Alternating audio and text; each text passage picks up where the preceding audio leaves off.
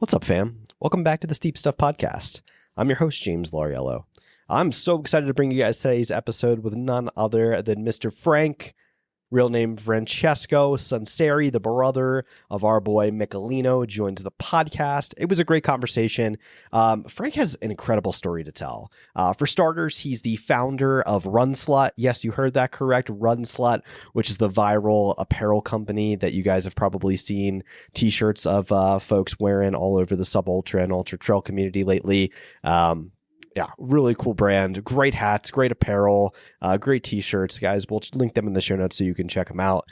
Franc's story is incredible. He's a big member of the trail running community. He's a great dude. He's very inspiring, and he has an incredible story to tell. One that a lot of folks can probably understand and empathize with. Franc has had a long battle with addiction, and he has battled his way back to be in a place that is extremely healthy and where he's at right now. So it was amazing for him to come on the podcast and let me help tell his story. And I hope you all are inspired that from where he's been at and where he is now is just an amazing story. And like I said, it's an inspiring one. So I hope you guys enjoyed this episode. It's an incredible one. For those with little ears floating around, there is some foul language. We do shoot the shit for a while. So yeah, definitely don't get too perturbed by some of the language we use. Guys, enjoy this one. Have a great rest of your week. Thanks so much.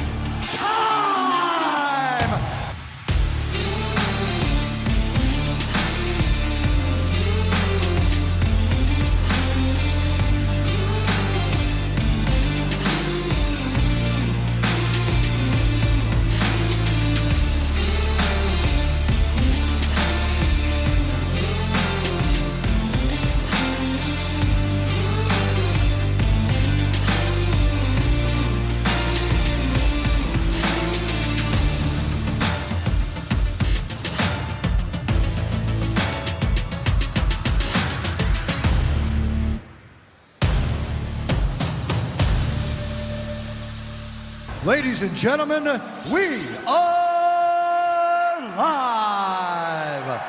People, Earth, listen up. The Steep Stuff Podcast is brought to you by Ultimate Direction USA. I am so excited to be partnering with Ultimate Direction in 2025 as the official hydration solutions partner for the Steep Stuff Podcast. Lots of fun things coming down the pike for this year. Ultimate Direction is going to be unveiling a brand new race and ultra vest that's going to be dropping in the next couple of months. So excited to bring that to you guys. If you are in the market right now for apparel, for a belt, for a new pack, anything hydration solutions related, flasks, you name it, they've got it. They've got you covered. If you hop on to ultimatedirection.com and use code STEEPSTUFFPOD, that's one word, STEEP, STEEP, STUFF, STUFF, POD. If you hop onto ultimatedirection.com and use that code, that's going to get you 25% off your cart. Especially that we're starting to wind our way a little bit more closer to spring. You guys are going to be start to put together your race calendars, and yeah, Ultimate Direction's going to have you guys covered. So whatever you need, they've got you outfitted from head almost to toe. They don't do shoes yet. So guys, enjoy yourself. Have a great rest of your week. Thanks so much, and check out Ultimate Direction. Franc Sunseri, welcome to the Steep Stuff Podcast. How are you, my friend? Doing well, James. How are you? Dude, I'm excited to be across the table from you, man. This is the first face-to-face pod I've done in like a month. We just moved, as I said on the podcast a few times, and as I told you, there's boxes all around us. But it's coming along. It's getting there, dude. So it's good to just be in front of someone and have an organic conversation, man. Absolutely. And it's also good to get you out in Colorado, dude. How you liking it? You know what? It's absolutely freezing right now. It's fucking cold. Coming from Southern California, it takes me, I don't know, up until May to acclimate to winter, and then it's summer. So here I am freezing. Yeah, here in the springs, it's 27 degrees, and over in Pueblo, it's about 8. So it's been fun. But no, it's good. Working out here at a local spot, and figured, stop in, come say hi, finally get face to face. And welcome to the Springs, bro. Yeah, we've been talking for a while. I feel like we started chatting. I met you a long time ago. I introduced myself I think it was at Broken Arrow like years ago. Yeah. Back when like I first met Michelino, and then yeah, it's good to we man, started chatting like through the whole Michelino situation. I was gonna say, well, because I'm trying to recall that, but that might have been back in the drinking days, and I might we'll get to that. Not a great yeah. So yeah, man. So how's your day going? It's going well. That's going well, man. Just got off work. Trying to relax and. Have you gotten to explore it all since you've been out here? You know what? This trip I haven't. Fortunately, last time I was out here, I actually got to do the incline. Did the incline to the top of Pikes. And came back down, planned the entire trip around doing that. I had a job walk, and I made sure I had a full day to go do that. But this trip, unfortunately, not. It's all work. This is pretty much the enjoyment that I'm getting out of this trip. Man, you still training a bunch? Or you running much? Yeah. I have been training, not a lot of running. Been rehabbing from an Achilles injury since last January, but really starting to take it seriously here since November. You Sunseri brothers and your Achilles. Yeah, no, it's funny. I was actually talking to Mike about that and said, I have to have a bone to pick with my parents because the genetics we got for our Achilles is not great. But no, it's been good though. Been getting back and doing a lot more strength training. Really focusing on rehabbing it because I had a horrendous amount of ankle rolls that really put a lot of stress on that Achilles itself. And now we're just back in the rehab game and slowly getting back to running. Nice, man. Well, it's good to hear. So obviously there was a million reasons to sit down and have a conversation with you. Yeah. We've been talking for a while, but one of the things I do want to talk about is your brand Run. Do you call it Run Slut or do you call it Run Salt Lake? Yeah, no, this is actually kind of funny. So it's Run Slut. And the reason for that is, man, this was probably a Mammoth Trail Fest. I think it was the inaugural year. Garrett Corcoran. Wild boy. Yeah, absolutely wild. I don't know if it was he forgot a shirt to run in or what, but like he was wearing this like canary yellow shirt, and across the front of it, it said Run Slut. And I was like, that is fantastic. I was like, dude, that is great. He's just a slut for running. Like, that's amazing. Now, as we all know, it's Run Salt Lake, Utah. I completely missed the comma. And, we're sitting at the brewery after the race, and I was like, dude, let me make you a shirt. Let me make you a shirt. And he's like, yeah. He was like, one of my buddies was going to do it. And, months went by, and I just decided, you know what? I'm going to make it. But again, completely missed the comma. So these shirts just had Run Slut blazed all across it. And, the direction that I took it was slightly different than what Garrett had intended. But there is still that, there's a reason why the comma is so hard to see. But yeah, no, so that's been fun. So yeah, we decided after talking to Garrett about it, just decided to actually make it a thing, trademark it, start an actual business, and start selling stuff, man. So here we are. Dude, I love it, man. Obviously I've seen Corcoran in it. I think Grant Barnett's a big fan. Like, there's plenty of guys out there and gals in the Salt Lake area that like really love it. Like, oh, dude, I think there was another character I follow that I raced at Cirque Alta. His name is escaping me. He was repping a shirt the other day. I was like, wow, this is really cool. This awesome. Is taking off, man. Oh, that's awesome. Yeah, there's Grant Barnett and freaking that's another wild boy. Dude, oh my gosh. Yeah, no, all those boys. But you know what though? And that's the thing, is that I think that's having that brand, those are the dudes that kind of embody, what it is. Because I think that, at the end of the day, the reason it was started was because, when I look at all the running brands out there, everything is so focused on just, it's very PC. And we just said, you know what, like, let's just get a little crazy with it. Yeah. I mean, why not? There's no need to, sometimes be a little irreverent with something, and, it's all in good fun. At the end of the day, something that was actually super surprising to me was I thought my demographic would be like 18 years old to 30 years old. And it's been mostly females, which was, I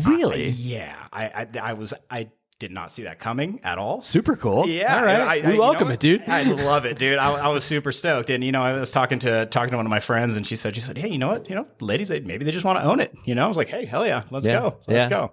here for it. I think it was Lara Hamilton that reps it all the time. I gave her. So back when before we started selling stuff, I was just making freaking tank tops and t-shirts and everything. I would just hand them out to people who wanted them, and she was one of them. I was at Mammoth Trail Fest as well. She's like, "Let me get one of those." Yeah, we had one. And that's funny, dude. I haven't been out there, man. That's a special race. It's pretty cool. Tim has built something pretty awesome, and how quickly it has grown. I mean, heck, this year now they're doing the inaugural, the 200. That's pretty cool. Yeah, pretty cool. I mean, I think it's waiting on some permitting and stuff like that, but yeah, no, it's really cool. He's fantastic, and I think the biggest part of it, and I'm sure we'll talk about Broken Arrow a little bit too, but I think that it's the same sort of thing with those two races, is that they really put the runner first, and in doing that, they've attracted Golden Trail Series and all this, right? So, and instead of trying to, make this, just all about the pros or this, they're really focused on your everyday runner, but at the same time, they're still putting on, an world-class.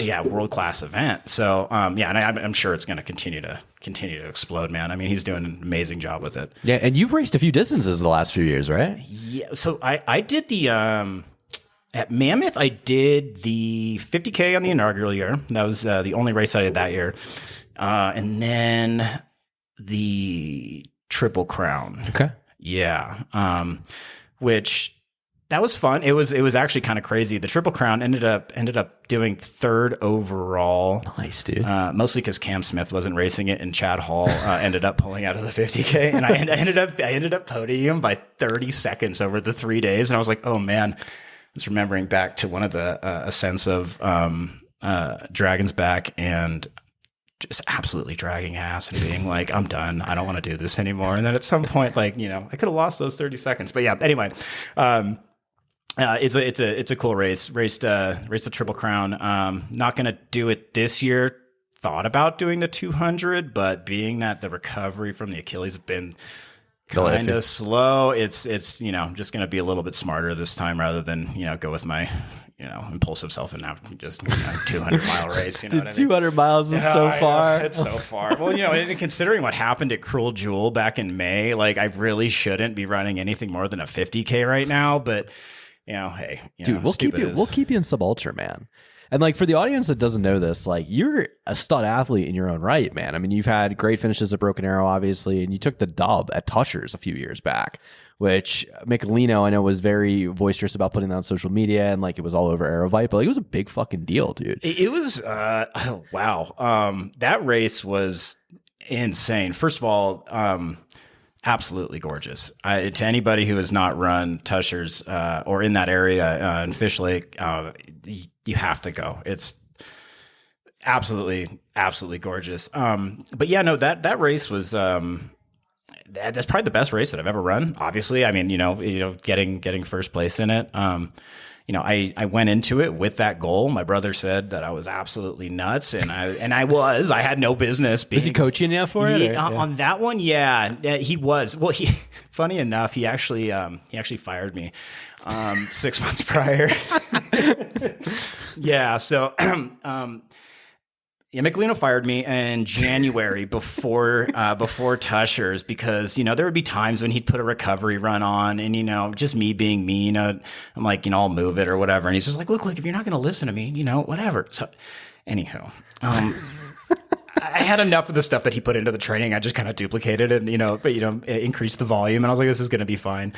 Went into the race with the goal of winning. Ran a very, very good race. Met some awesome people, and yeah, I mean, I think the only reason I got first was because Jimmy Elam wasn't running it that year. I think he has the course record still. Yeah, he beat Schlarb that year. It was back during COVID. It was Schlarb and some other big name guy. Yeah, dude, that's a great course. And I remember running it. I think I ran it in just under 14 hours, right? And I remember seeing his time, and I'm like, no. How do you do? How? But Jimmy's a freak, dude. He is, man. He is. Yeah. So I want to all right. So let's track this from the beginning. I know your formative years, you played a lot of football. Did you run cross country too, or no? No, I did not. So funny enough, I actually started running because my cousin started running very early on in life. And then I stopped and I started playing football, and I think the reason for that was really there's neighborhood kids playing, and the running was just, it was just, we always were running around, and I never really thought of it as, kind of a sport. I saw my cousin do it, and I said, I just went to football. And, my brother actually played his freshman year. And I was I a junior that year? Yeah, it was rough for him. Naturally him being a freshman and my little brother. And I think it was his first year playing football. So he got beaten down to the point where he decided to join the cross country team. And the rest is history for that, really. I mean, it was the best move that he could have ever made. But yeah, no, I played football all through high school. And what position did you play? I played center and middle linebacker. I could see middle linebacker. You were a center? I played center, dude. You're small center, bro. Very, very, very small center. Yeah, well, in Pop Warner, I grew up playing center, and it was always because nobody else, wanted to play line, wanted to play the position, and I was just like, I just want to play. Yeah. And I got to hit people every play. I got fun. To, that translated really well with playing middle linebacker. And and I was quick. So, it was, there was sometimes you played some big boys and it hurt a little bit, but yeah. Did you guys run 4-3, 4-4? Would you play? I was a safety. They would walk me up to a middle linebacker, and I'd play that set when we ran a 4-4, but usually I was a strong safety. Yeah. So it really depended. It changed every year. So we had a little bit of fluidity with the coaches at Incline High. But sometimes we would actually run a five front and actually run nose guard, and I would drop down and end up playing nose guard when we would do that. But typically 3-4. Dude, I'd be terrified to get tackled by you. That's No, it was dude. Well, I mean, it was a great sport to get your aggression out, man. And it was either that or boxing or something like that. And football was it, but yeah, no, hey, I'm not a big dude. It was just fast, really, really fast, and just kind of mean. I can see that. All right, I get it. Do you? So I know from your story, you've had some battles with concussions in high school football. Yeah. So that was one part of it. I mean, I think that again, playing center, playing middle linebacker, you're going head up with people every single play. Yeah.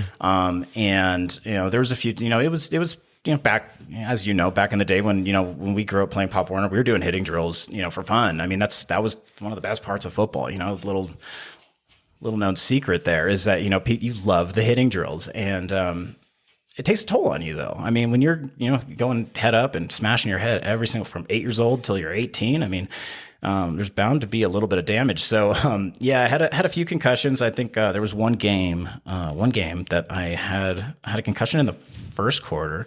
Don't remember any of it. Ended up recording 20 solo tackles that game. Jesus Christ. Insane, dude. Insane. Yeah, like I just literally I don't remember any of it. And never played that well ever again. So definitely dealt with those concussions, and I think that that mixed with the, as I'm sure we'll get into the drug use, really took a toll on the memory. And I think that, recovering from that is, that's years in the making, man. I mean, my memory, it'll probably come up in this podcast where, I'll just lose my train of thought, it's, CTE, we'll see. Yeah. We'll see. It's a real thing, man. No, it is, dude. I was just Googling, do you know who Luke Kuechly is? Yes. I was literally just Googling something about Luke Kuechly the other day, and I don't know if you saw when he retired from the Panthers, the concussion that dude got, but he was drooling, seeing stars, getting carted off the field, and then I think it was the next day or within the next week he retired. And I was just like, God damn, dude! It's I can't imagine how much he probably cut his life short, playing the game of ball, and it's the risk reward, and it's such a fun game, But what happens for it? But what happens to you when you're 50 years old and you can't string a sentence? You're together, drooling, right? yeah. You're drooling, then you get dementia or Parkinson's. Yeah. So it's a tricky situation, man, because I don't think you're going to be able to, regardless of all the rule changes and everything that they make. I don't know if you take that out. That's the game, dude. It's the way the game is, unfortunately. So let's continue the story along, because we talked about a little bit about high school football. Dude, one of the stories, and you don't have to talk about this. This is totally open to you. But one of the stories you had talked about was defending Michelino in a fight when you guys in your write up. Talk about that. Which time, dude? I swear that boy. So we were taught from a young age to always protect each other, protect our family. And my little brother, he's 2 years younger than me. So we were always in school with, because we'd go to charter schools and things like that. So we'd always kind of be around each other a lot more than a normal set of siblings where, you'd have, one set of middle school and then, 2 years, whatever. Anyway, I think the first time was I was in the fourth grade, I think.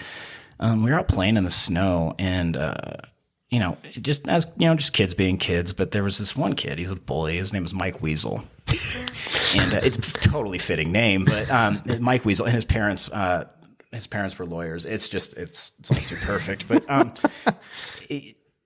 they're all playing in the snow, doing snowball fights and everything. But Mike Weasel grabbed Michelino and started whitewashing him, pushing his face in the snow.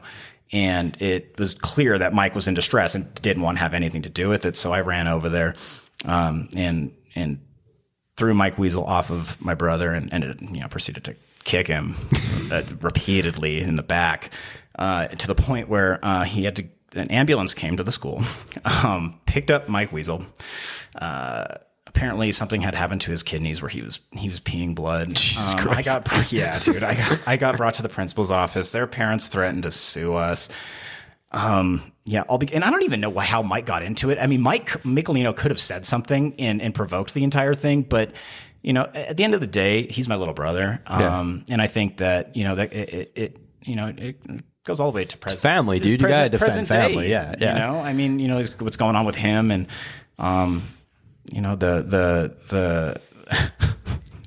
Teton FKT dispute and suit. We can talk about Sage Kennedy later if you want. Yeah, Sage. Oh gosh, I don't know. I don't know if he's worth the breath, but so seeing like all those people coming after him, ever since we were young, he was always protecting him, always protecting him. And that went through high school. There were multiple times there was, parties where, someone was picking on him and ended up getting a fight with this person because of Michelino. But, it wasn't because of him. It was just because, he gets himself in a situation. I'm his older brother. Yeah. And, period, end of story. That's my job. Come hell or high water. That's what we were taught. For better or worse. And, like I said, and that's kind of that's what bothered me the most about this whole thing, with him, recently is just seeing and it's mostly internet trolls. I get that, but, seeing the amount of vitriol and just general hate come his way for, what could really just be labeled at best a misunderstanding. Yeah, right. Really. And seriously. I think they're taking it all in stride.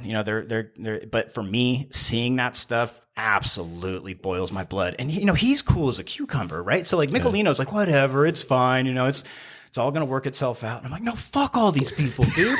It's like people, and again, so won't spend too much time on it, but people like Sage Kennedy, who has a presence in the running community for a long time. Now, granted, I don't think he's done much of anything over the last few years, but he's has a bunch of people who follow him and listen to what he has to say, and he's going on websites and insinuating that people that run FKTs like Michelino are taking PEDs. And you're just like, because you're trying to avoid drug testing. You're like, that was the case you made. And you're like, yo, dude, like, first of all, there's not enough money to do that. Like, better, dude. Like, come on. And, and I guess, look, when people fall out of relevance, they find ways to get back in. And I guess being an internet troll is one of them. But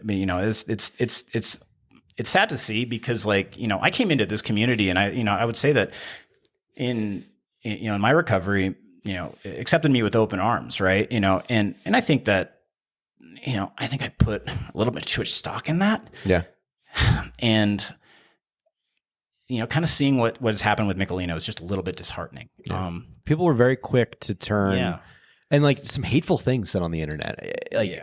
Dude, I argued with my fair share of trolls. Like, oh yeah, in those comments, I was talking some shit. I was like, "Yo, dude, anytime, any place, anywhere. Like, how could you say that to someone you don't even know? Like, it's just crazy." Well, and at the end of the day, look, it's you can get on there and you could comment back, but you're just going to get yourself riled up. It's not going to do anything. It's not going to do anything. So I did take a step back from the whole thing, and we'll talk about it here and there, and like sometimes he'll send me an article that'll piss me off all over again. But it's just so funny because I'm getting mad, trying to defend him, just like, and he doesn't even.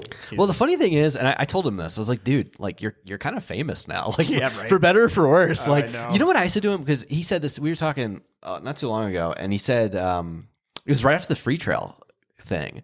Like I said to him, I was like, dude, like this story is crazy enough. You should try and get on Rogan. And the reason I said that was because Cam, what's his name? Who's Rogan's good friend? Cam something. Oh, Cam Haynes. Cam Yes. Haynes followed him. Yeah. And I was like, fuck, dude. Like, you got to talk to this guy and see if you can get on, like, see if he can get you an introduction or something. Because, like, Michelino's story is just crazy enough from a government perspective. 100%. And, like, there's just so much, like, misuse at the top. Like, you're trying to put a runner, like, Right. you're trying to, like, it's just a crazy thing that, like, that sounds like something, like, Rogan would listen to and, like, would talk to him. Right. I don't And know. you just Putting this think out in the universe, but 100%. I told him the same thing. I said, hey, look, man, like you got to, at the end of the day, if you really look at this story, it's insane what they're doing. And again, like you said, the money that you're spending to try to make an example of somebody who you're making the example of the wrong person. Right. Right. So I don't know, man. it's crazy, right? It's absolutely nuts. And, and I think that it's going to settle itself. Everything happens for a reason. And as you said, the story's crazy and it's just going to make for an even better story because, I'll maintain this and, I don't care what anybody says about it is, he has the FKT. And the thing is, if he goes for it again and breaks the record again, it's like, now what? Now Just- what? just What are you going can't to say say now? anything. Right, It's right. like, so, and I think that's where he's at with it. And you know what? That's a great mental, that's a great approach. The whole time, it seems like he's been in a very like positive mental space. Oh, so, yeah, 100%. No, it's good for stuff. sure. Let's talk a little bit about. I want to go back to you and talk a little bit about drug use and recovery. Yeah. And your situation with that. I'm going to leave the door open for you to talk about it because I think you have an amazing story of where you came from and where you're at now, and it's something very inspiring. And I think a lot of people can draw inspiration from it. Yeah, for sure. I was actually kind of thinking about this before I came in, and I was wondering where to start with all of this. And being that this is a running focused podcast, I think that it would be important to highlight the fact that running did have a huge impact and it was such a big tool for me in recovery. But I started running before I got sober. And for me, so leading into it, the first trail run that I ever did was Moab half marathon. Absolutely fell in love with it. And from then on, I mean, I would, signed up for race after race after race, and it was just being in the mountains and finding something that, I could connect with. All the while, was still drinking heavily, still smoking, and was still on antidepressants, which ended up being the big issue for me. Just tricky topic, but I think that in my situation, the way everything happened was I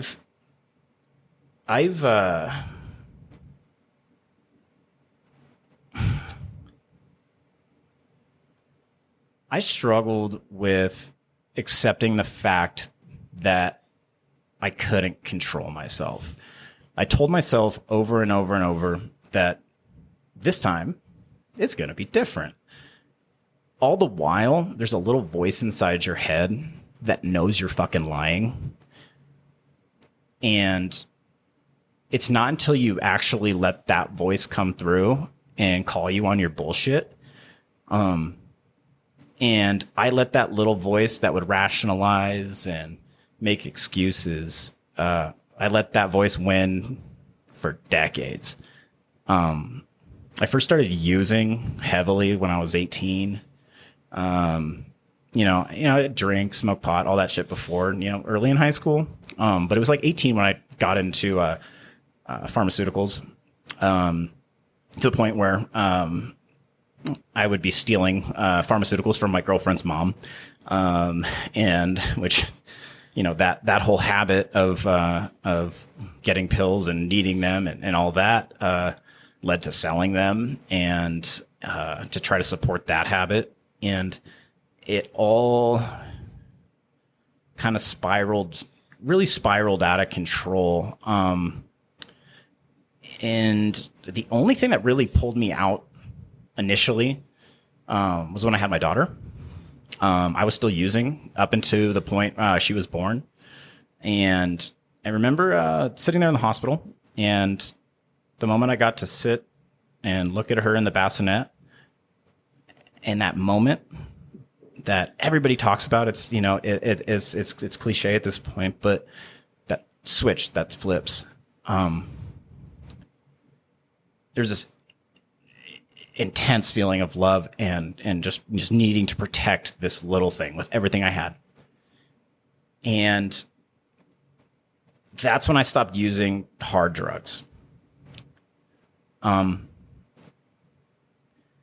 sinister thing about that is that even though I wasn't using the opiates and the benzos and everything that also absolutely demolished my memory, you still had alcohol, you still had marijuana, and I still had an addiction problem. So I wasn't fixing anything. I was just substituting. So the drinking got heavier. I was throwing myself into work a lot, and I was neglecting my family. And, my 20s just went away. They evaporated. I can tell you, from 22 till 28, I remember some of the times that happened, but I can't tell you anything super meaningful that happened. And when I was 28, I told myself I was getting fat. I was like 195 pounds, I think, at that point. Heaviest I've ever been. And I said, you know what? Everyone always says it's hard to lose weight when you turn 30. I was like, I'm going to start running. My brother runs. I'm going to start running. So it just started off as me running 4 miles here, and just kind of started getting more and more fit. But, again, there was still the drinking, there was still the smoking, and so the weight was taking a lot of time to come off, and the whole thing that's kind of the backdrop of all of this, which again it's kind of a tricky subject with antidepressants, because I know for a lot of people they help and everything like that, but for me it was quite the opposite. So all during these times, I was on and off antidepressants. My early 20s was, this one or that one. And then, I think I need to go and solve it again. So I'd go to the doctor, right? And I'd ask him for, meds. And little did I know, and I come to find out that I had bipolar 2 disorder. And if you take antidepressants without a mood stabilizer, it'll make you go manic, or hypomanic. And that's what ended up happening to me. And it was about 2 years, two solid years of me being hypomanic, just cycling in and out, in and out, in and out. Can you explain what exactly that means to be a hypomanic? Yeah. So I can explain manic, and then I'll explain the hypomania. So mania is bipolar 1 disorder. Typically, if anybody has a relative or knows somebody who has a relative who has bipolar 1, you'll know they typically will go absolutely out of their minds, right? Like to the point where their profits,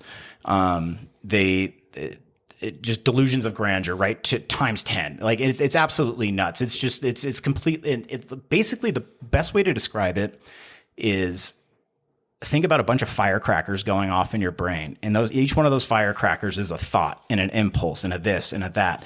And it's like that constantly. Mania is like times 10, where hypomania is just a little bit less than that. So with bipolar 2 disorder, what happens is you get really, really elevated and you just kind of sit there. But what it kind of comes off as is someone who's just really excited and, happy, talking a lot, all of that. A lot of energy, but still somewhat controllable. And then what happens is you end up crashing, and those crashes last, anywhere from, 4 days to 7 days. It really depends. But the way that everybody saw me was like, oh, he's just really happy. He's not depressed. The antidepressants are working. Yet every weekend, after you tie one on Friday night, Saturday morning, you wake up and, you're sleeping that off and you're depressed until the next Wednesday. And that would just keep repeating and repeating and repeating. And the biggest, the side effect of the mania that was the most detrimental was the impulsivity. So in those 2 years, I started a piercing business. body piercing business. I trained as a body piercer back when I was 18 at Lucky 7 Tattoo in Kings Beach, California, and decided, hey, I'm gonna do that again. It's only been 12 years, 14 years. I can do this, right? And everybody around me thought it was a great idea. Like, oh, just being an entrepreneur, and then I cut my hair into a mohawk. I dyed it red. Then I dyed it gray. And then I dyed it purple in the matter of 2 months. Okay. Wow. Yeah. So those are the types of things that I was doing. Right. And again, people look, and again, look, I can be I'm a pretty eccentric person. I could be a little bit flamboyant. So the thing is that people would kind of look at it and go, it's just Frank. But the thing is, it was Frank times 10. And it wasn't until I absolutely crashed and hit the wall, with that, and ended up having a mental breakdown. It was quite literally when, sitting in a corner, rocking back and forth. That was me. Oh my God. Just crying because I didn't know what to do anymore. I just didn't know how to, I came to a point where it's like, dude, I was sleeping 3 hours a night. Those weren't 3 consistent hours. They were broken hours, right? So it's like you sleep for 30 minutes, you're up for an hour, and it's like that every night. And you wake up at 5 a.m, bam, ready to go. And all the way up until the nighttime, you fall asleep and then you wake up. And so it's just this vicious cycle. And this whole time you're functioning at work. Sort of. Okay. Sort of. I was getting my work done. I ended up having to took a leave of absence from work when I initially got sober. Took about a month off. I was fortunate enough to be able to do that. But it did impact work. It did. And I am very lucky that my life didn't absolutely implode because, there's countless stories that are like mine where people do not end up on the other side of it. They end up homeless or just, dead. Right. But I was fortunate enough to have the family that I do, have the job that I do, and was able to get me through that. And, here we are 3.5 years later and, still working on it actively, I'm not going to sit here and say that, every day is this huge struggle not to drink or anything like that. Because, once I figured out the whole, bipolar issue and got off those antidepressants, those impulsive thoughts, they went away. I started sleeping again. I didn't have this incredible urge to drink. And, by no means am I fixed because if I go back to drinking, I'm going to continue to drink, right? I can't do it anymore. I always say there's a song by Blake Shelton. It's When I Drink. It says, when I have one, I have 13 every single time, man. So, I would say that's probably the Reader's Digest version of it. But hypomania was the big thing that I didn't find out until I was 3 months sober and going to my doctor. And, I was sober about 30 days and, I started not sleeping again and I started getting scared. So I asked my doctor, I was like, hey, what's going on, dude? He's like, oh, well, you're only 30 days clean, and sometimes this happens. And I'm like, no, this feels eerily similar to before. So I just took matters in my own hands, titrated off the meds. It was a little rough, the last 2 weeks, but like I said, the sleep started recovering and slowly but surely, the episodes were, spaced out because I would still have, hypomanic episodes and they would, last anywhere from a week and, to 2 weeks. And, it's not up until recently that I could tell when I'm actually in one. It's usually after the fact. You're like, oh, that was probably that was a little impulsive. I probably shouldn't have done that, or I shouldn't have said that. But tying this all back into running, running is the thing that kind of, running and physical activity. I'm not going to just lump it all into running, but running and physical activity is really what keeps me in a mental state where I don't have to take medication anymore. Because the alternative is to take antidepressants and a mood stabilizer. And frankly, I wasn't willing to make that compromise. So, still putting in work every day. Wow, man. Yeah. There's a lot to unpack from this. I have a question about titrating off of benzodiazepines and stuff like that. Dude, I've heard that is a horrible process. Okay, so the benzos. I've never been prescribed benzos. I never took them for my mental health, but I did abuse them. And I didn't find out until later on in life. I would take a methadone and 2 Klonopin, so an opiate and two benzos, multiple times a day. That was like the cocktail of choice, if you will. I didn't find out till later that was an absolutely deadly combination, and then also getting off benzos immediately can kill you. I did both of those things because, like, you're a durable dude, man.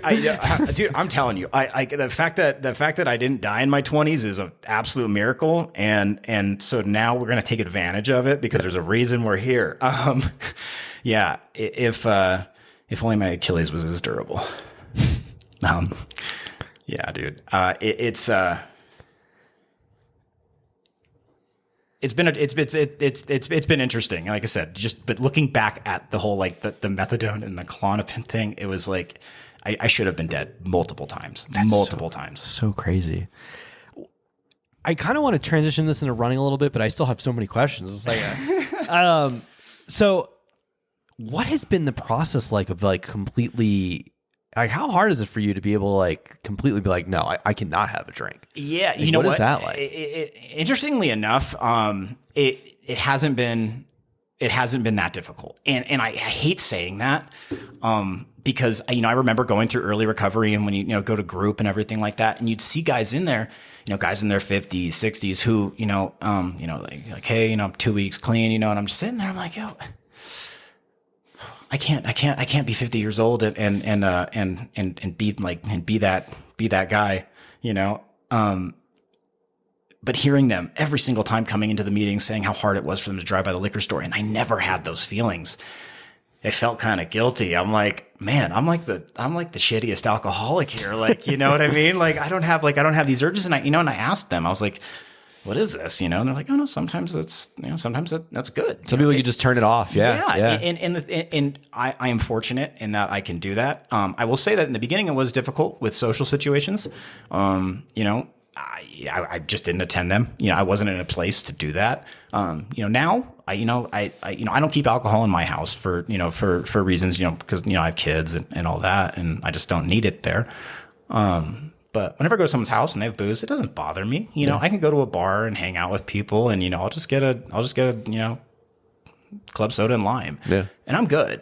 In the beginning, it wasn't like that, and again, I think that as I say that, you still don't take your foot off the gas when it comes to the understanding that if you do slip up, because you can't let that little voice, that I'm talking about, the one that's the one that tries to rationalize, you can't let him come back in. You just can't, because then you're right back to square one. And, again, seeing those dudes that were 50, 60 years old and that was their life, it's like, nope, not doing it. So it's been easy. It's been easy. Interesting. One of the things that I noticed about people that formerly had addictions is it's this all or nothing mentality in some ways. And I'm curious with you because it can be like for instance, like you've had like some success at the racing scene, dude. Yeah. And like having not really run, like, not having a massive background of running like cross country or at the collegiate level or anything like that, like you go and win tushers, right? Like what does racing bring out in you? I'm just kind of curious about that. No, there is look, I think that this sport does bring out those types of people. And for me, and for anybody who's dealt with recovery or, just had, interesting things happen in their lives that, get you to that mental state, is that you find a new relationship with pain, I think is the biggest thing. For me, there were so many things that hurt so bad that just like this physical thing, like it's not the same anymore. Like the way that your legs feel like that's going to make you stop. It's not, you're not going to stop. And I think that there is an all or nothing component to it. Interesting. That, you just like with the drinking, if I have one, I'll have 13. Well, if I'm going to go out and race, I'm going to go out and fucking race, and it doesn't mean like, well, look, I would describe myself as a middle of the pack dude, right? I have no business winning tushers. I'll be honest with you. But I think having that mentality of fuck it, let's go. Like we're just gonna burn it to the ground, and you do that. But you don't have to ask of it. It's just there. You know, it's almost like it's second nature. This is what we do, and if we fuck up, and then that's what happens. So yeah, you take that approach to training, to life. It's the whole cliche of I'm training for life. Now every day, you 0 to 60. And so yeah, it's same thing with drinking. So why not put that into something more positive, right? Instead of me using or whatever, we could start a business, so Run Slut, here we are, right? Here we so, are. You know what I mean? That's So, right. so yeah, it definitely, the past shapes our future, right? It's just a matter of, are we going to mold it or, just let the universe, do its thing. But yeah, I think that all or nothing mentality, that's why this sport brings so many misfits, like myself, and why they're so accepting of those misfits, right? Yeah. So It's an interesting sport, man. It's the greatest sport on earth, in my opinion.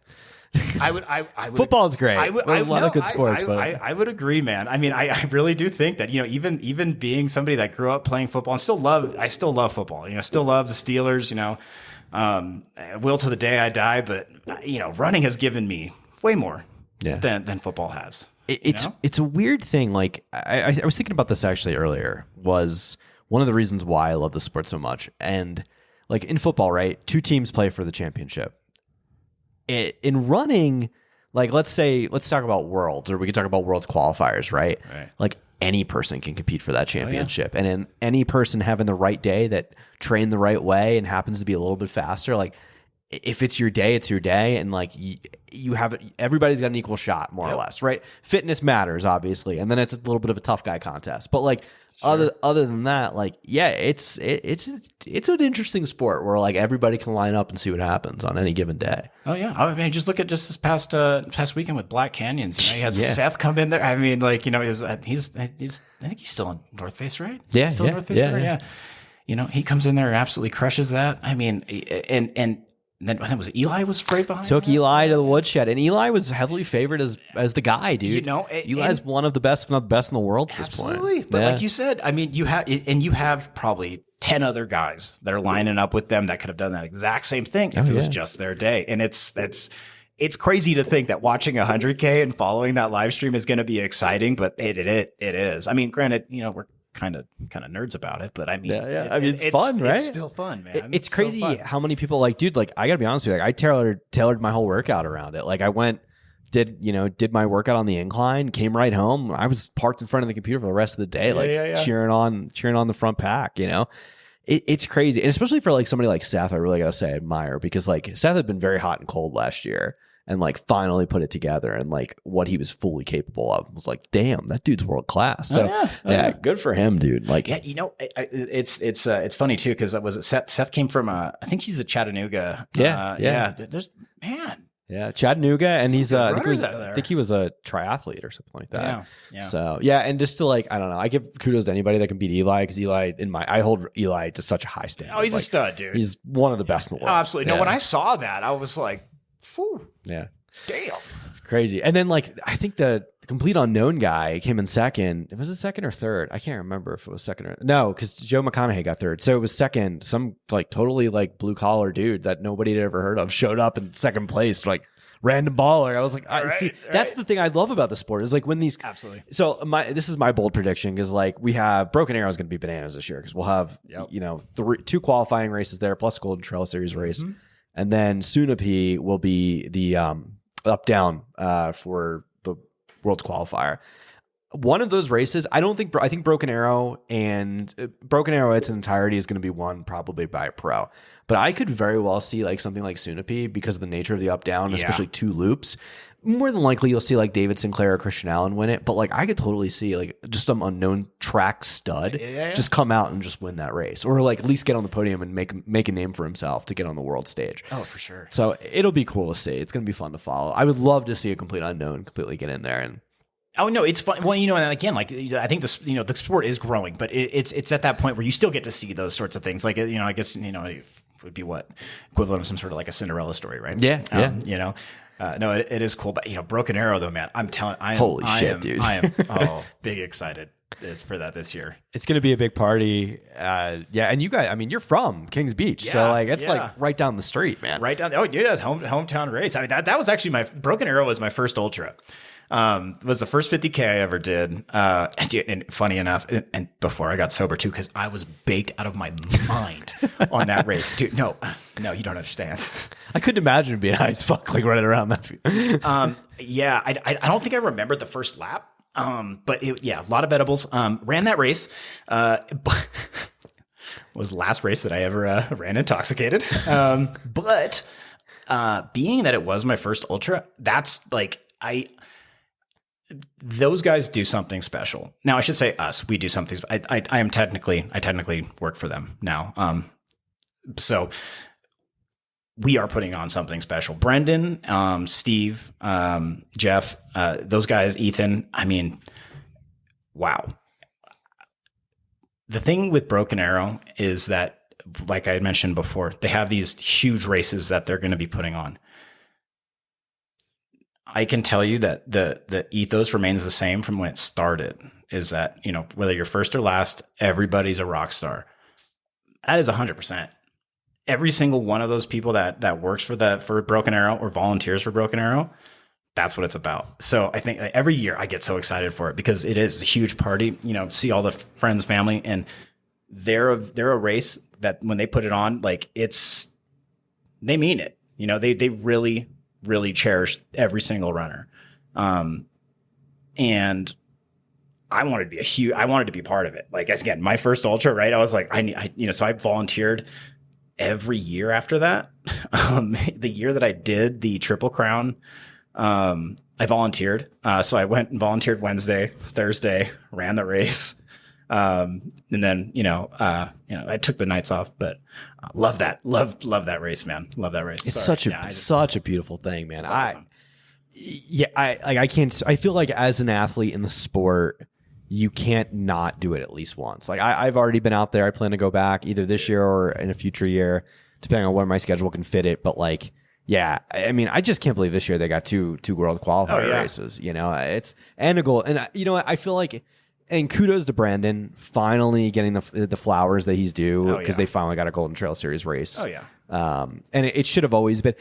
Listen, it's a fast race. It's a fast tech. I mean, the course isn't super technical. It's very fast, but it's got some serious vertical to it. Like it's very much like worthy of being a Gold Trail Series race. So I'm happy that he finally was able to pull that off. Well, look, there are some sections of it that are fairly technical. I mean, granted, it's only like little sections here and there. For me, Broken Arrow, that kicked my butt is the when you're coming down off the top and coming through Siberia and then down into Shirley.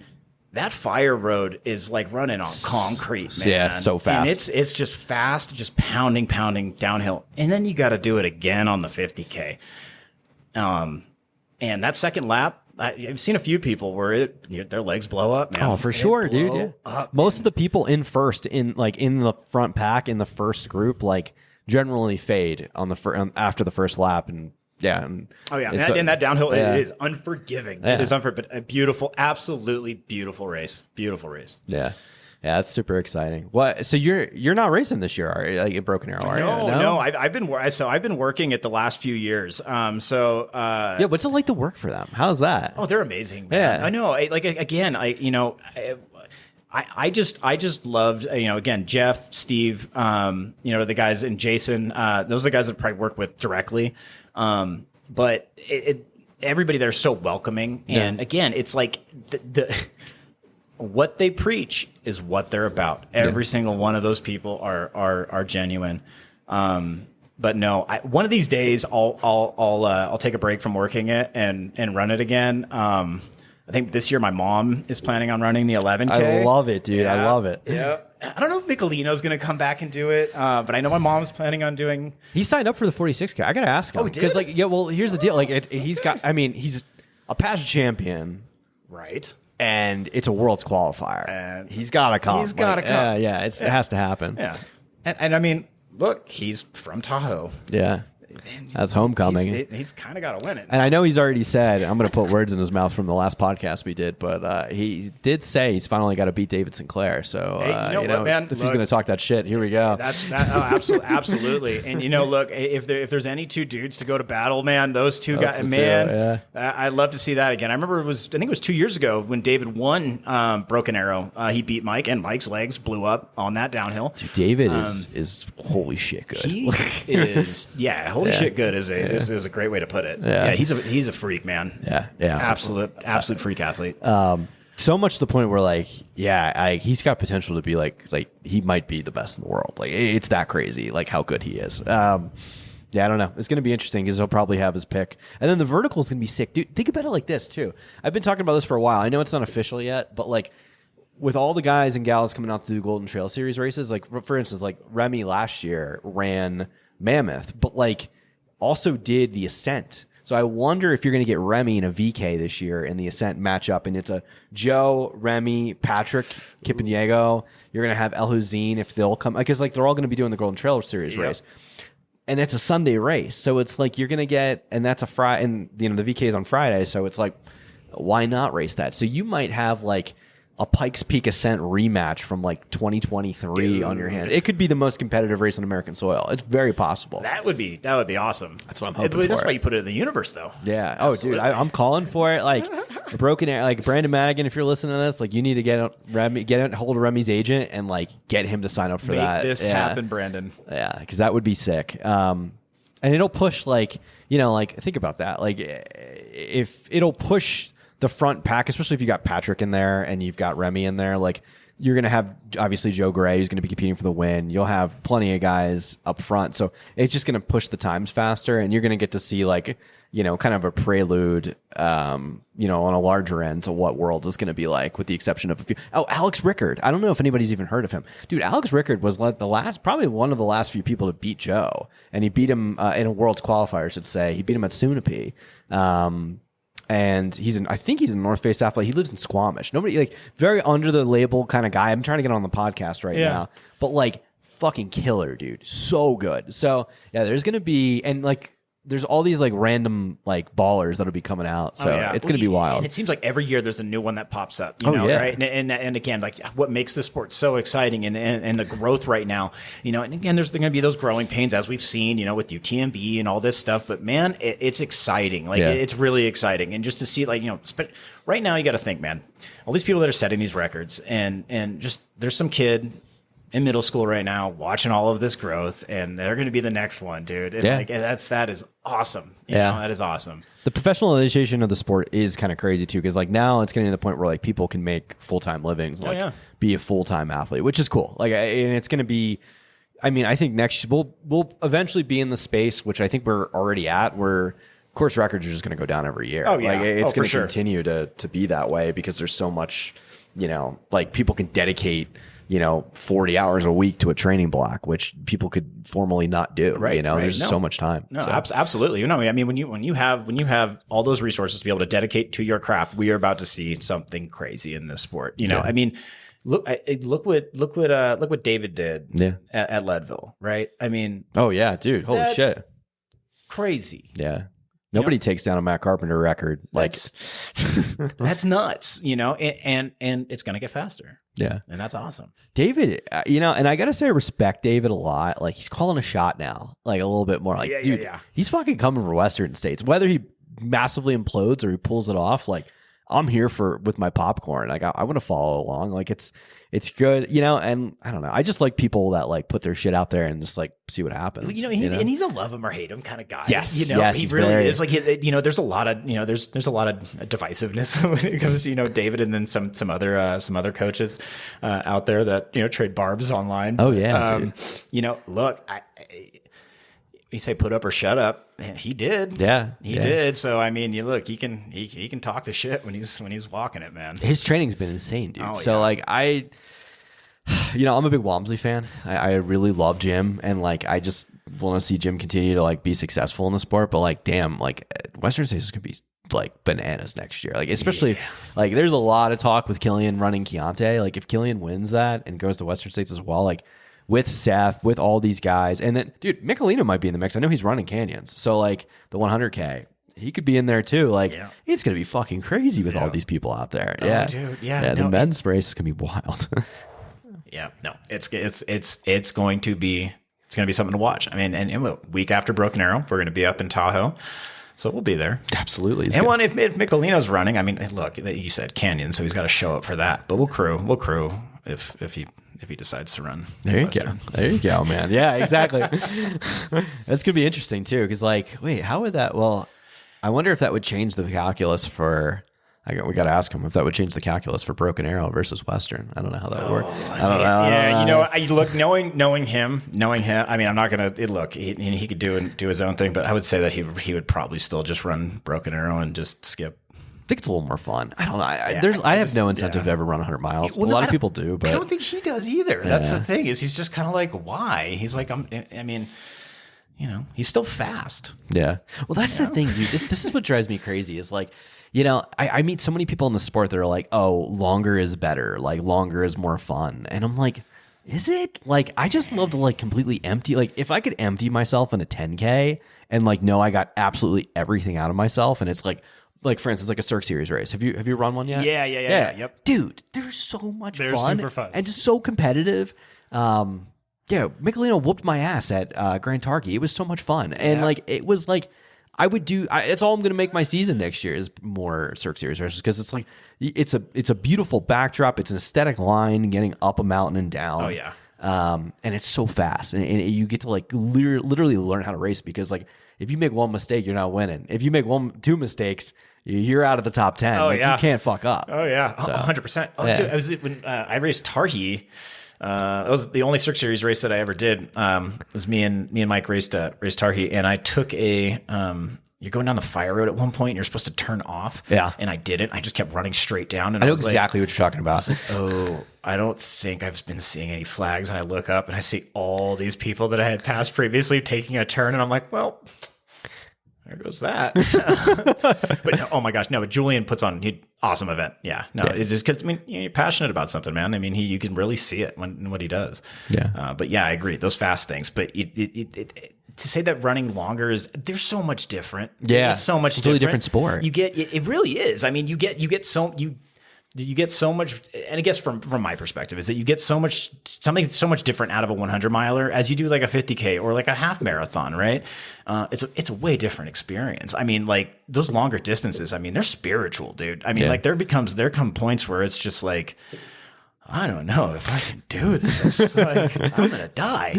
I mean, like, shit for me, Cruel Jewel doing that 100 miler, man. I mean, I think my legs blew up, like officially just were totally torched by like mile 30. Oh my God. Oh dude, it was. Did you just go Vision Quest the rest of it? 100%. Oh dude, absolutely. No, I remember seeing Michelino. So Mike came out and crewed me. Him and my friend Sarah. And I remember seeing him. I was running down the road. I was 8 miles into the race, and my calf started cramping up. And I was like, he's like, how you feeling? I'm like, I'm cramping. He's like, already? I'm like, I know. I know, dude. And it didn't get any better. And then my buddy Corey, he ended up rolling his ankle, and he dropped at like mile 25. And then when Corey Woltering? Woltering, yeah. Oh shit, yeah. Big name in the sport. Me and Corey got sober together, dude. Oh no shit. Yeah. He's somebody I got to get on the podcast. Yeah, he's a good buddy, man. Yeah, no, absolutely. Corey is he's great dude, man. A great dude. I'm very, very happy to know him. But yeah, no, when he got hurt, he rolled his ankle at mile, like I think it was 25. I think I found out at like mile 30, and Mike's like, at this point, I think I was in like 4th place. He's like, you're doing good, dude. He's like, Corey just dropped, you're in this position. I was like, he dropped? I was like, fuck. Yeah. I was like, well, this sucks. So my legs hurt, and now my buddies, I can't chase my buddy. Like this. Yeah. And then the rest of the night was rough. I remember forgetting, dude, there was one point, it was at mile 30. I was out of it. They handed me my headlamp. They packed up my vest and everything at the aid station, ready to go. At some point, I took my headlamp out of my bag and just set it on the car. Inexplicably, just put it on the car and left. God. there wasn't another crew stop until it was going to be dark. So I got to the next aid station and the sun's going down, and the lady was like, she's like, hey, headlamp check. And I was like, oh yeah. No headlamp. I was like, crap. But in my head, dude, I was like, all right, that's it. I don't have my headlamp. I got to quit now, dude. Lady's like, hold on one second. I got an extra. I'm like, no, you don't. Oh my God. She comes out with the headlamp. She's like, just make sure you get it back to so-and-so. I'm like, fuck. So I kept running, and then the wheels just fell off, because that's when you started, there's a lot more descent, and I could not go downhill. I could not run. I was using my poles to base. I looked like a paraplegic. Shit, dude. We're not like, I was like, not paraplegic. That's the wrong, was it cerebral palsy? Cerebral palsy? Yeah. Like legit, dude. Oh like my God. it was, I was using the poles to keep myself from falling downhill, because my legs would just lock up. Jesus. And then at one point I was like, okay, if I walk sideways or something, I can maybe loosen my legs. And then both my legs cramped and I fell into a bush. Oh my God. Dude, hold the thought for 1 second. I got to pee so bad. Yeah. Back to Cruel Jewel. Sorry about that. Okay, all good. So yeah, dude, so you're walking down, you're coming down with poles, and not good. You're falling in the bushes. Not good. Yeah, no, just falling all over the place. And there was one point. It was actually kind of funny. There's a few moments like this, but I was walking down and I remember reading something. I can't remember which snake it was out there, but there was a certain snake that had a tendency to hide like under ledges of rocks. And I remember coming up to a bunch of ledges of rocks, and I was like, "This is my moment where I can get bit by a snake, and I have an excuse to quit this damn race." And that never happened. And Is it Copperhead? Was that? It might have been. Yeah. Oh yeah, they're terrible, yeah. dude. Yeah. And so and like legit was hope. I was like, if I just get bit by a snake right now, I can quit. Because in my head, man, I remember telling Sarah, she said, "Is there anything you want me to tell you? Like if you're in the shit, like, is there anything you want me to tell you?" I said, "If I want to quit, just give me my phone and make me call my kids and let me tell them that I quit." Because I knew that I was not going to make that fucking phone call. Absolutely, yeah. And I remember coming to the checkpoint at mile 50 when you have to do this little, just little out and back, and then you're going all the way back to the start. And I told my brother, I looked at him, I said, I can't do this.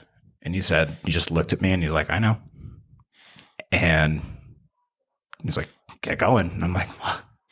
And I walked out of there. And I just started crying, dude. Like there was multiple times during that race. It was because it was just the entire time. It was just painful. It was just painful. Were you allowed a pacer at all, or?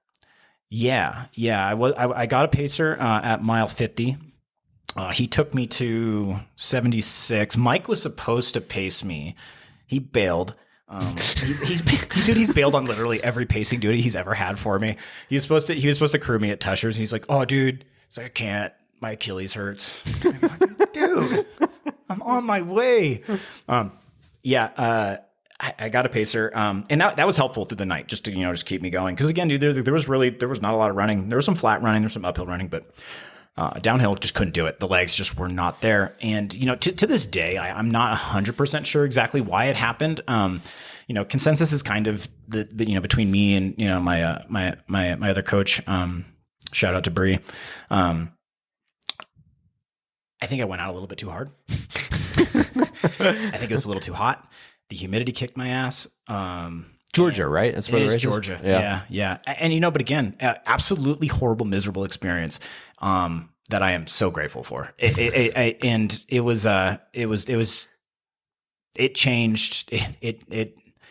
changed me in a way that I think, again, it's cliche. People always say, like, "Oh, you find yourself," or all this shit. But I think that for me, because it hurts so bad, like now, I just got the side of my head tattooed, and it didn't even hurt. Let me see. Oh, you can't see it now. Oh, yeah? I do. Your hair's on? I cut all my hair off, but I don't have a mohawk anymore. But yeah, no, I had the whole side of the head tattooed, and Holy shit, dude. Yeah, like legitimately, like the pain that I experienced during that race, like it changed, like it rewired what other things feel like, and and just knowing that you can do it and have the perseverance to just suck it up.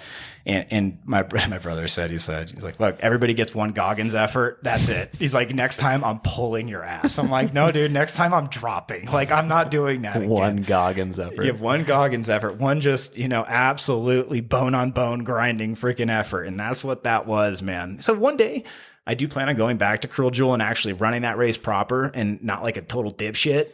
So that's the plan. But yes, much different experience running that than going all out on a 50K and still having your entire day to, relax and socialize and, have a normal life. Whereas the 100 miler can, unless you're David, you're looking at 24, you're looking at a full day. Yeah. Right. It's a long day out, dude. Long day out, man. Dude, what are your goals in the sport? Like, what do you want to do next? That's a good question. I think that, that it really had to, shuffle that a little bit with the, the effort that was put in at Cruel Jewel, the rehab with the Achilles and the ankle.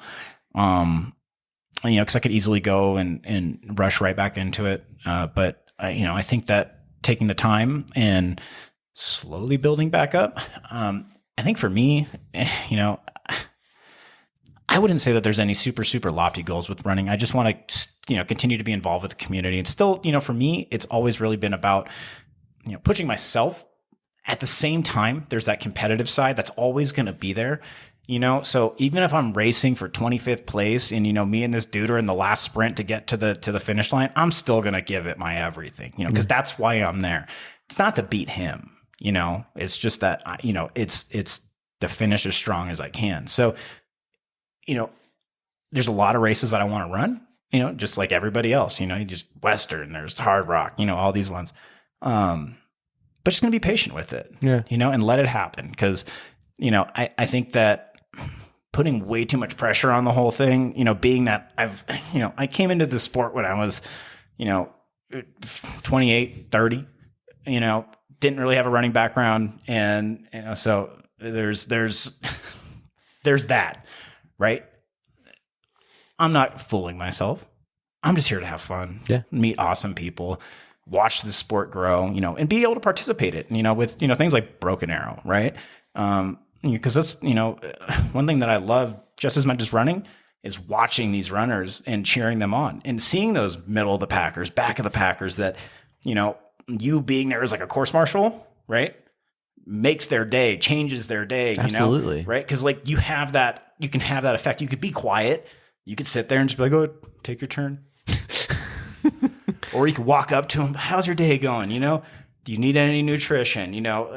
Crack a few jokes, whatever. Because that's why they're there. That's why we're all here. Yeah. There's a reason why, the money's been coming into the sport. It's because of people like that. So for me, like seeing those people continue to, keep the sport what it should be, keep us grounded. It's cool to watch, and being a part of that in any way that I can. I think that would be my long-term goal. Dude, I love it. What's the goal with Run Slut? Are you going to grow this thing? Yeah, you know what, man? I think so. It's funny. Run Slut, because of the name. So anybody that's wondering if shadow banning is real, it's real. Yo, for sure. 100%. So the amount that the content gets throttled is pretty crazy. Advertising is a nightmare, especially on Google. They do not like the word slut. No shit. Yeah, they don't like it, man. Yeah, I've appealed it. I've explained it. At the end of the day, I'm not here to, make a career out of Run Slut. It's been fun. Don't get me wrong. It's cost me a lot more money than it's made me. But I'm having fun doing it. And again, I think that, starting the brand, with what it is and how irreverent and it's fun. It's fun. You get to learn a ton. It's fun, and you get to be. It's part of the community, dude. Yeah, like I love how much and people love it, dude. Like people are interested, and that's cool, dude. Fuck Google and all their shit. You know what, man? Look, hey, it is what it is. And I think that just having it out there and being able to do it, and like I said, there are people. There's the big fans, right? That love it. Look, that's why we're doing it. Again, it's not going to be like your next outdoor equipment company. I can almost assure you of that. But it's a lifestyle, man. Yeah, no, it's a lifestyle. I love it. It's fun, and yeah, listen, like I said, the people love it, man. So you know what? I'm glad. I want to see it grow, and you know what? It's a beautiful thing. I'm glad you did it. I'm glad you started it. Yeah, runslut.co. Go buy your hats and t-shirts. The raccoon is my favorite. I love the raccoon. What is the raccoon? Dude, I probably trash, run fast, man. Is that what it's? Yeah, dude. I love it.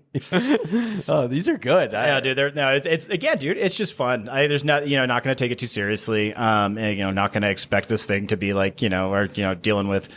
We're gonna have to buy our own warehouse and factory and all. Nah, man, it's just fun right now. And if it grows, great. Yeah, you never know. We'll be here for it. But it's right now. It's just a passion project, and that's how I'm taking it. Dude, I love it. Yeah, I love it.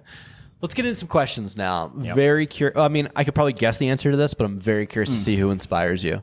Man, so yeah, this is gonna surprise maybe nobody. And it's actually kind of funny because I've at first I struggled with this a little bit, but it is my little brother. I thought you were going to say kids too, but dude, no. Yeah, look, the kids are a whole different thing. Is inspires me in the running is my brother 100%. The way he holds himself, the way he approaches his his training, just public interface. I have a lot to learn from him. Dude, my kids, I mean, look, I can't even begin to tell you, man. I mean, they're the only reason why I'm still here. Best thing that's ever happened to me.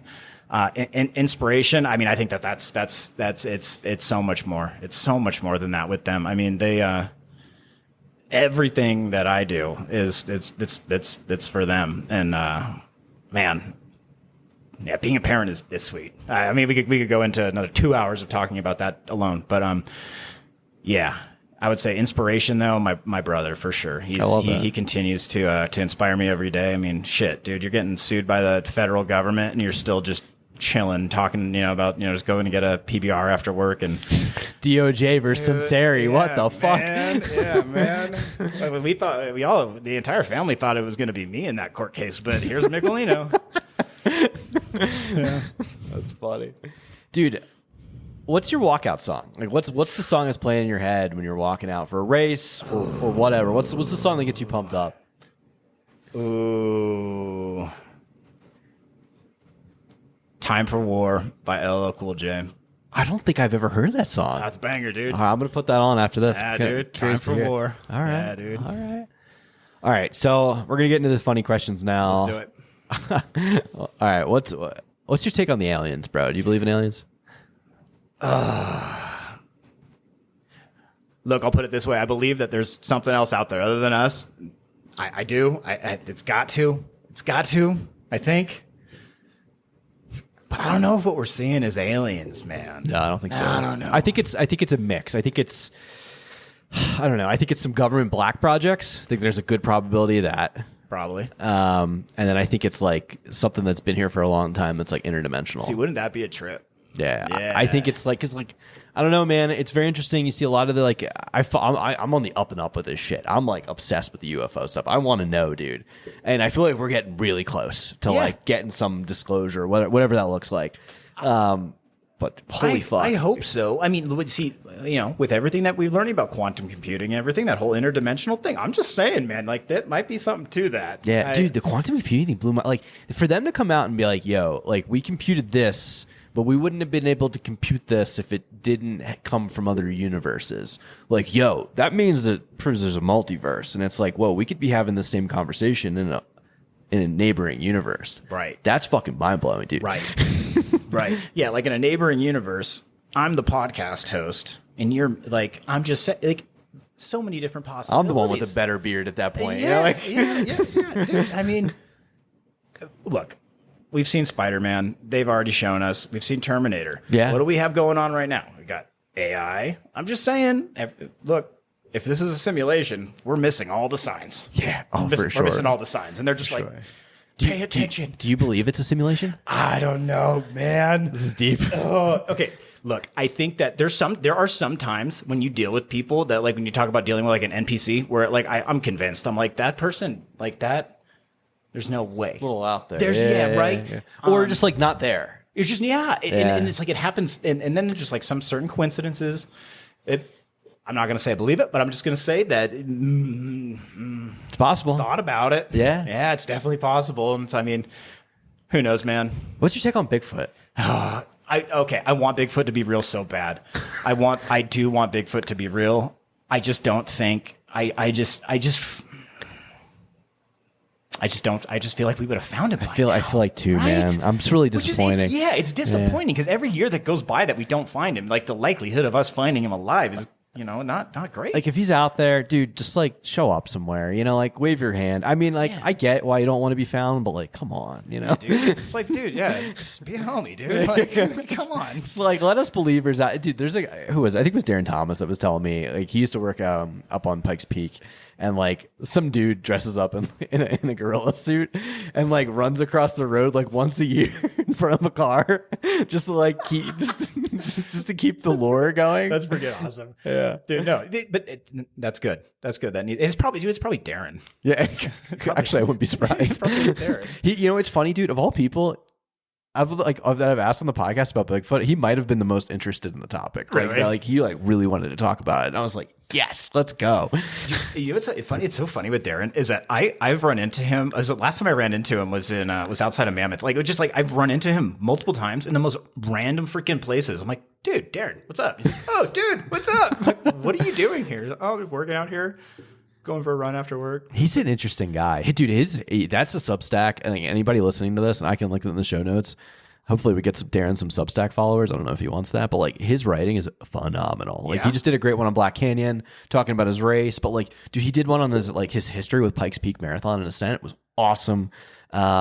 And he's funny. Like the way he was, dude, he was talking trash about the Euros, but I was like, oh, this is fucking funny, dude. He is. He's low key. He's super funny. And you know what's funny? So I think he talked about this when he was on the pod, but he does dog painting. Paints dogs. Yeah, Reno dog paintings on Instagram. I don't know if he's still doing it, but he did. He just posted another one. Did he? Nice. Yeah. So I actually have a painting that Darren did. He painted your dog. Yeah. Oh my god. Yeah, Whitney. I remember he posted it because it was during COVID and he was like trying to make extra cash or something like that. And I think he was recovering from the foot injury that he had, so he started painting.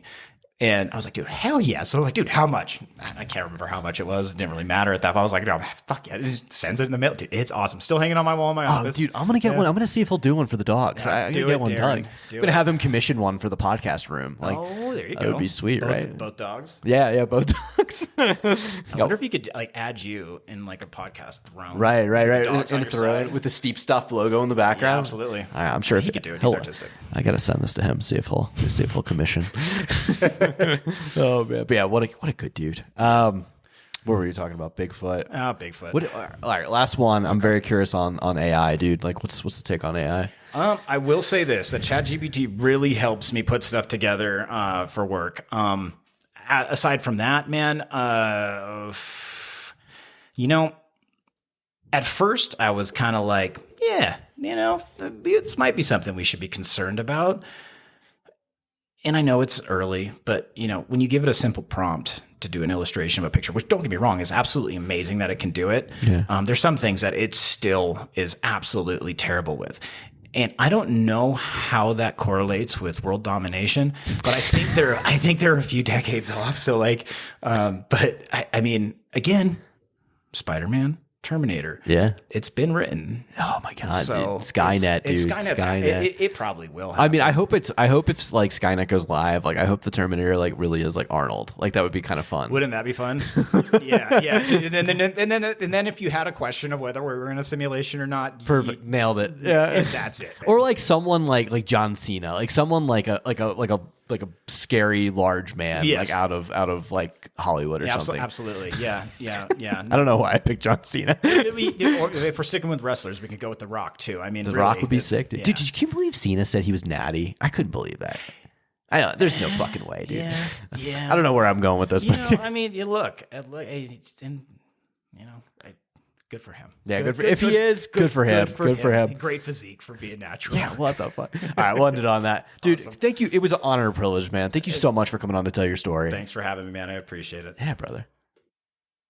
What'd you guys think? Oh, man, what a fun episode. Lots of good stories there about having to protect Michelino in the formative years, and just an amazing story of dealing with an addiction and being able to battle back, and just getting to have a conversation with Frank and help him tell his story to the world is not an easy thing. So, not an easy thing for him to be able to tell that story.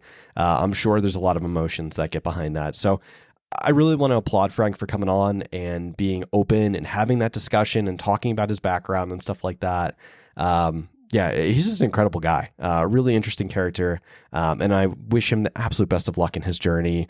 I know we'll probably be hanging out a bunch at some point in time. So definitely wish him the best of luck. And yeah, exciting for his trail running as well, as he grows in the space, both with Run Slut and with his own personal running projects. So, guys, before you get going, hop on Instagram. Let's get Frank and Run Slut some followers.